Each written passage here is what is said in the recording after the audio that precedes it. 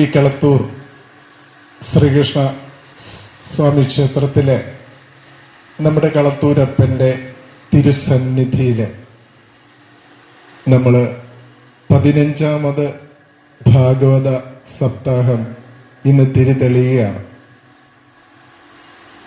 നമ്മൾ ഒന്ന് ചിന്തിച്ചാൽ ഞാൻ സഹിതം 15 തവണ 14 തവണ ഭാഗവത സപ്താഹവും ഒരു വർഷം ഭാഗവത സത്രവും നടന്ന ഇവിടെ നമ്മൾ എത്രത്തോളം ഭാഗവതത്തെ ഉൾക്കൊണ്ടിട്ടുണ്ട്, എത്രത്തോളം ഭഗവാൻ ശ്രീകൃഷ്ണനെ ഉൾക്കൊണ്ടിട്ടുണ്ട് എന്നതൊരു ചിന്ത.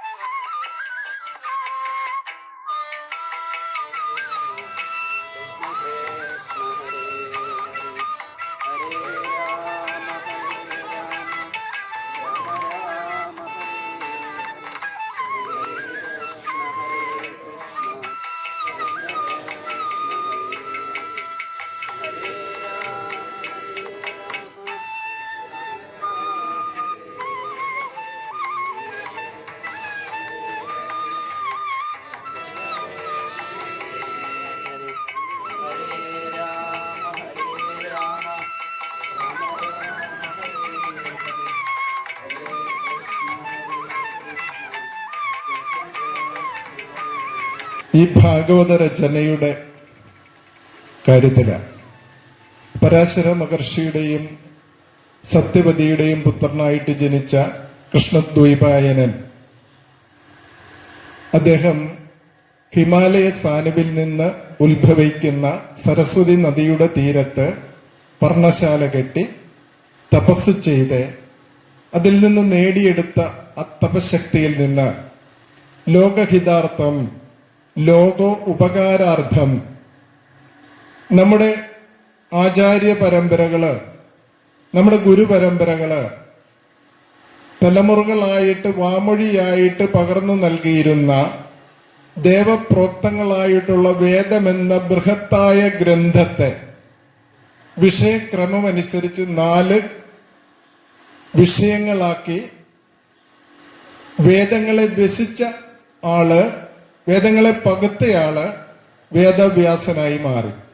ആ വേദവ്യാസൻ, ഭഗവാൻ വേദവ്യാസൻ, മഹാവിഷ്ണുവിന്റെ അംശാവതാരമായിട്ടുള്ള വേദവ്യാസൻ ഭഗവാൻ ഈ വേദങ്ങളെ ലളിതമാക്കി വിഷയക്രമമനുസരിച്ച് 4 വിഷയങ്ങളാക്കി മാറ്റിയിട്ടും സാധാരണ ജനങ്ങൾക്ക് കൂടുതൽ മനസ്സിലാക്കുന്നതിന് വേണ്ടി, സാധാരണ ജനങ്ങൾക്ക് വേണ്ടി ഈ വേദാന്ത സാരാർത്ഥങ്ങളെ, വേദസാര അർത്ഥങ്ങളെ ഉൾപ്പെടുത്തിക്കൊണ്ട് 18 പുരാണങ്ങൾ രചിച്ചു.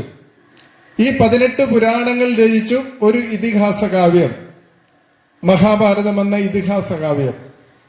അങ്ങനെയുള്ള ആ രചനയൊക്കെ ചെയ്തിട്ടും വ്യാകുലനായി മനസ്സിന് ശാന്തി കിട്ടാതെ ഇരുന്നിരുന്ന ഭഗവാൻ വേദവ്യാസന്റെ ചാരത്ത് ബ്രഹ്മർഷി നാരദരെത്തി കാര്യം അന്വേഷിക്കുകയാണ്. എന്താണ് ഇങ്ങനെ ഒരു ഉന്മേഷമില്ലല്ലോ എന്നിങ്ങനെ ചോദിച്ചു. എന്താണോ ഒരു മനഃശാന്തി എനിക്ക് കിട്ടുന്നില്ല, എന്തോ ഒരു കുറവ് എനിക്ക്.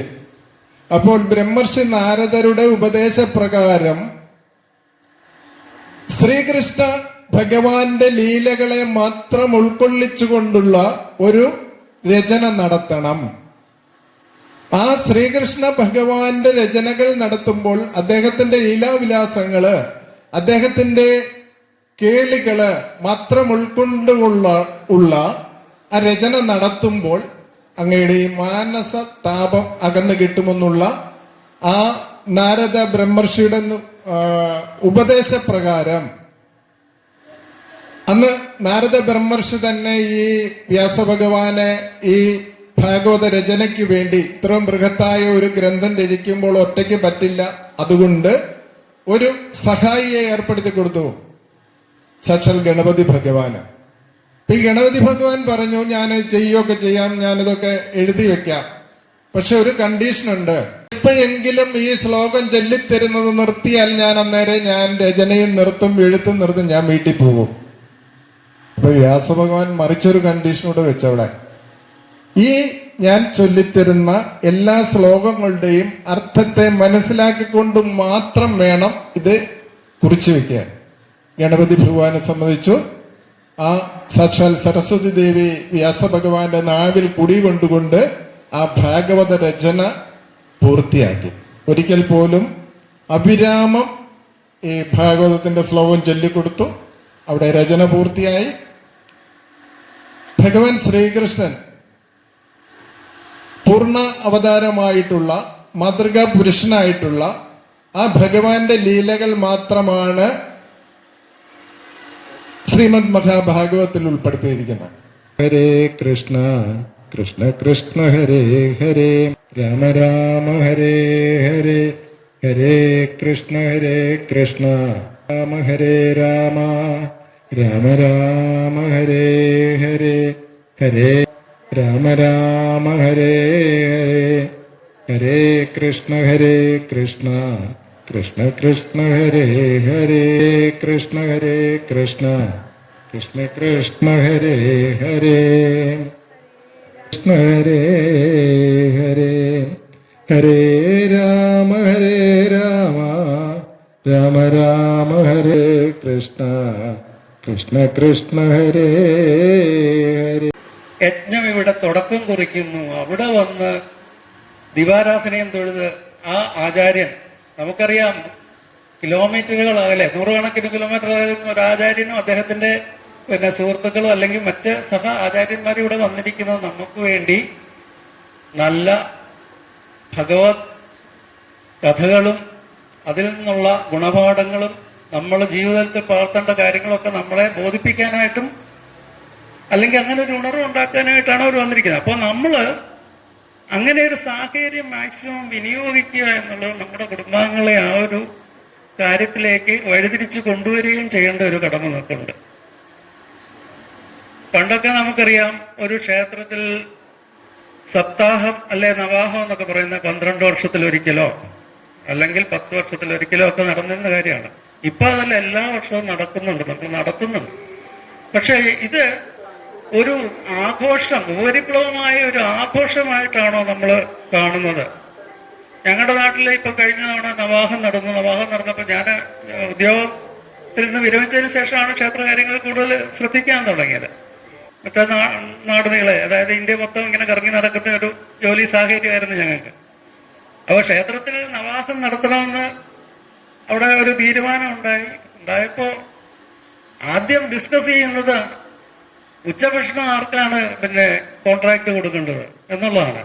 എത്ര തരം പായസം വേണം, ഇതൊക്കെയാണ് നമ്മുടെ സപ്താഹം അല്ലെ ഒരു യജ്ഞം നടക്കുന്നിടത്ത് കൂടുതൽ ചിന്ത.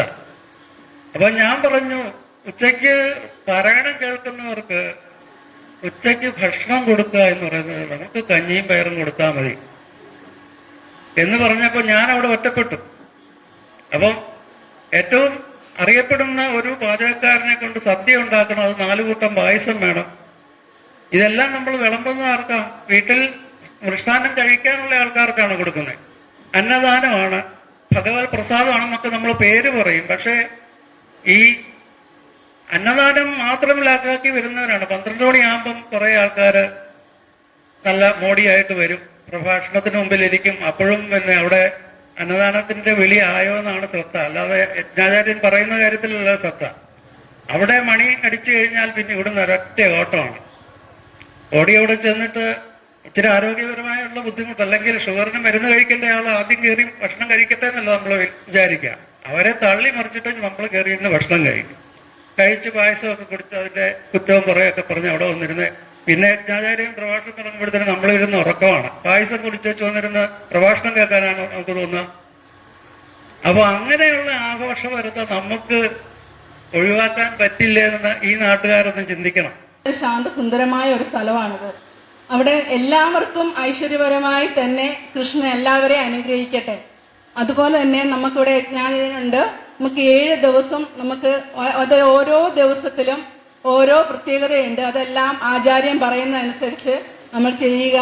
അതുപോലെ തന്നെ നമുക്ക് ഏത് പ്രതിസന്ധികളെയും ജീവിതത്തിന്റെ ഏത് പ്രതിസന്ധികളെയും തരണം ചെയ്യാൻ നമുക്ക് ഭക്തിയിലൂടെ സാധിക്കും, അല്ലെങ്കിൽ പ്രാർത്ഥനയിലൂടെ സാധിക്കും.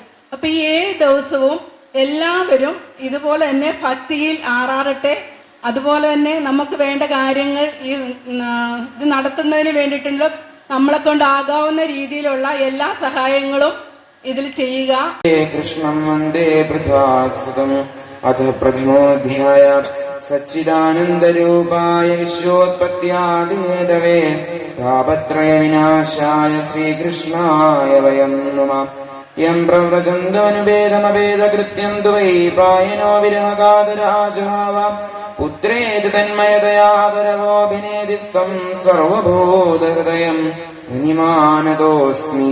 നൈമിഷേ സൂതമാസീനമഭിവാദ്യ മഹാമതിം കഥാമൃതസ്വാദകുശലശൗനകോ ബ്രവീത് ശൗനകോ വാച അജ്ഞാനധ്വാന്തവിധ്വംസകോടിസുരസമപ്രഭാ സൂതാഖ്യായി കഥാസാരം മമ കർണരസായനം ഭക്തിജ്ഞാനവിരാഗാത്തോ വിവേകോ വർദ്ധതേ മഹാൻ മായാമോഹനിരാശ്ച വൈഷ്ണവൈ ക്രിയതേ ഗതം ഇഹ ഘോരേ കലോ പ്രായോ ജീവശ്ചാസുരതാംഗതം ക്ലേശാക്രാന്ത സദസ്സേവ ശോധനേ കിം പരായണം വാസുദേവ മുരാരേ. ചീലികൾ ചൂടിയ കാർക്കൂന്തൽ കെട്ടും ആ കോമള പൊൻചാന്ത് പൊട്ടും ശിവശംഭോ ശങ്കര ശരണം മേ തവ ചരണയുഗം ശബരിഗിരീശ്വര ശ്വാശ്വതമൂർത്തേ ശരണം മേ തവ ചരണയുഗം സർവത്ര ഗോവിന്ദനാമ സങ്കീർത്തനം ഗോവിന്ദ ഗോവിന്ദ.